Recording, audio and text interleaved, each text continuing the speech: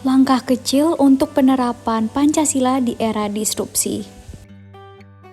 Indonesia termasuk salah satu negara yang dipengaruhi kemajuan teknologi dan digital. Kemajuan teknologi memiliki pengaruh positif dan negatif. Kemajuan teknologi di era digital ini dapat membawa perubahan bagi masyarakat, yang dimana informasi dapat secara langsung atau dalam sekejap dapat diakses oleh masyarakat.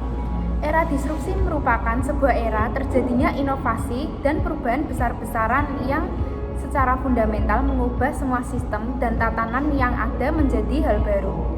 Pancasila yang merupakan dasar negara dan mengandung nilai-nilai luhur yang melekat dan menjadi ciri bangsa Indonesia harus mampu tercermin dalam aktivitas kehidupan sehari-hari. Indonesia memiliki banyak sekali tantangan-tantangan mengenai Pancasila.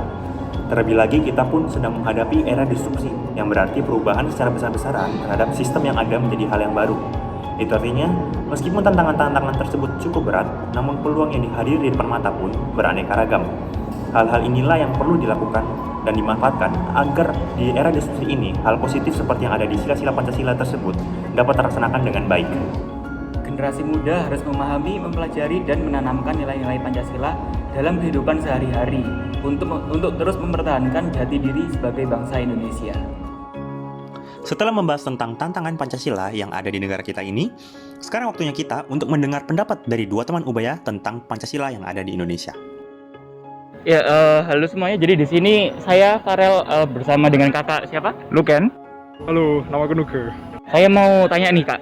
Nah di sini kan pasti kakak tahu lah ya apa itu Pancasila. Nah, menurut kakak nih, apa sih pendapat kakak tentang Pancasila sebagai ideologi negara kita? Oke, Pancasila itu kan berasal dari kata panca dan sila. Panca itu berarti 5 dan sila itu batu atau fondasi.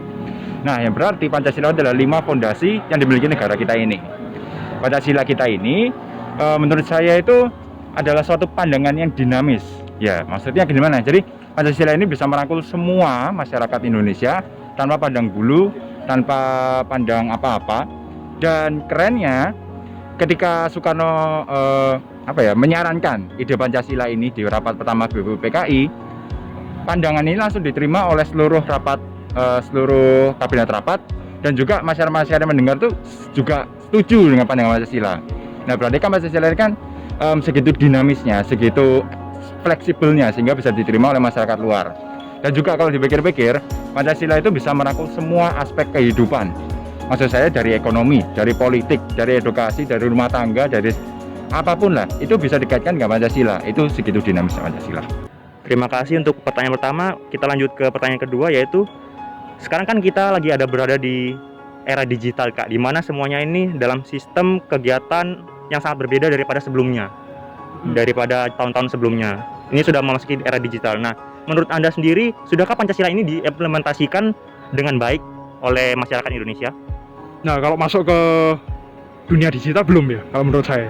Karena Bisa kan dijelaskan, Kak? ya kalau contohnya nih, kalau misalnya gampangnya nih kita di kampus ya, ada di dalam kuliah gini. Kadang-kadang kita kan kayak dosen jelasin gitu kan. Di sila kedua juga dibilang tuh, kalau misalnya kayak sikap manusia itu harus beradab kayak gitu kan. Harus kayak pay attention sama kayak sekitarnya kayak gitu kan. Nah, kadang-kadang kita kan ngeliat mungkin temannya kita atau even kayak kita sendiri kan. Kadang kita kayak main HP, terus juga kayak nggak perhatiin dosen gitu, ketawa-ketawa kan kadang-kadang. Nah, menurut saya sih belum ya, terutama kalau misalnya di COVID kayak gini, terutama kita online dan juga nggak ketemu orang, pastinya godaannya lebih besar ya. Dan juga Pancasila itu nggak bisa teraplikasikan dengan dengan baik, dengan sempurna ya gitu. Masih belum sih kalau menurut saya gitu ya. Oke deh, Kak, sekian dari wawancara kami. Terima kasih. Terima kasih Kak Luken. Sama-sama. Nah, setelah mendengarkan pendapat dari teman kita bahwa Pancasila belum diterapkan di era disrupsi ini, mari kita simak bagaimana langkah awal agar Pancasila bisa diterapkan oleh masyarakat. Ayo, seperti yang kita tahu, di Indonesia ini banyak sekali agama-agama, bukan? Jelas. Nah, dan tentunya setiap warganya itu bebas untuk memilih agama tersebut. Nah, namun sayangnya di Indonesia ini banyak sekali warga-warga ataupun oknum-oknum yang masih belum bisa menghargai hal tersebut. Nah, setelah ini kita bakal lihat nih, contoh sikap yang harus kita pelajari untuk menghargai perbedaan-perbedaan tersebut. Yuk kita lihat videonya.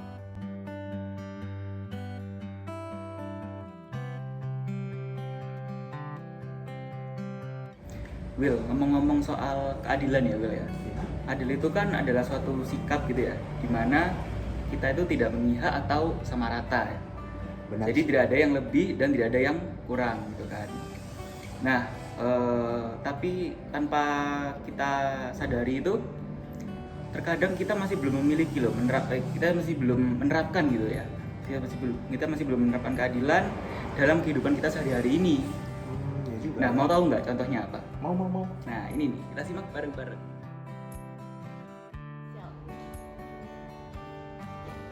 Misi, aku boleh pinjam komputernya kah? Oh iya, silahkan. Makasih banyak ya. Guys, setelah kita dengar argumen dari Farel sama William tadi, menurut kalian kita itu sebagai warga negara itu sudah seharusnya nggak sih kayak mengedepankan persatuan, kesatuan dan keselamatan bangsa di atas kepentingan pribadi. Nah, selain itu kita itu juga harus mempertahankan rasa nasionalisme, cinta perdamaian dan persatuan demi persatuan bangsa. Bener nggak sih guys? Benar banget sih. Meskipun kota asal kita berbeda, tapi tetap bisa bertemu dan berteman walau adanya perbedaan budaya dan agama. Guys, kalian tahu nggak sih, kita itu hidup berdampingan dan saling membutuhkan satu sama lain. Seperti aku membutuhkan cinta dan membutuhkan Catherine juga. Lalu, hak dan kewajiban seluruh warga negara di Indonesia itu harus setara semuanya. Lalu, kita juga melakukan musyawarah itu untuk mencapai keputusan bersama yang adil. Contohnya yaitu adanya perbedaan pendapat, tapi kami saling menghargai dan menerima keputusan bersama. Menurutku konsep ini aja udah cukup bagus sih, simple dan gak ribet kan. Tapi menurutku kurang lengkap sih. Coba ditambahin animasi. Iya ya, berarti durasinya 4 menit ya? Coba menurut kalian nih apa? Iya sih, aku lebih setuju ke Farel. Oke, pakai ide dari Farel ya.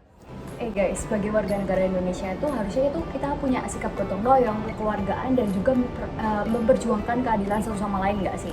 Contohnya kayak kasusnya Laura tuh yang dimana dia tuh butuh keadilan atas kasusnya itu, dan beruntungnya warga negara Indonesia itu membantu untuk mendapatkan keadilan itu dengan cara menaikkan hashtag dan juga mereka membuat petisi untuk Laura, dan beruntungnya sekarang ini kasus Laura udah selesai dan dia mendapatkan keadilannya. Halo. Jadi sebelum mengakhiri video ini, aku mau kasih sedikit pesan ini untuk kalian semua yang menonton video ini. Jadi pada masa era disrupsi ini, tentunya banyak sekali peluang yang dapat membawakan dampak yang positif bagi perkembangan negara kita ini. Namun terkadang masyarakat ini masih lupa bahwa adanya nilai Pancasila yang harus diterapkan semestinya di setiap harinya. Oleh sebab itu, mulailah dari hal kecil seperti yang sudah kami contohkan di video sebelumnya, untuk Indonesia yang lebih baik lagi ke depannya.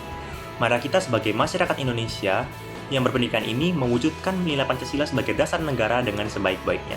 Terima kasih telah menonton video kami dan sampai jumpa.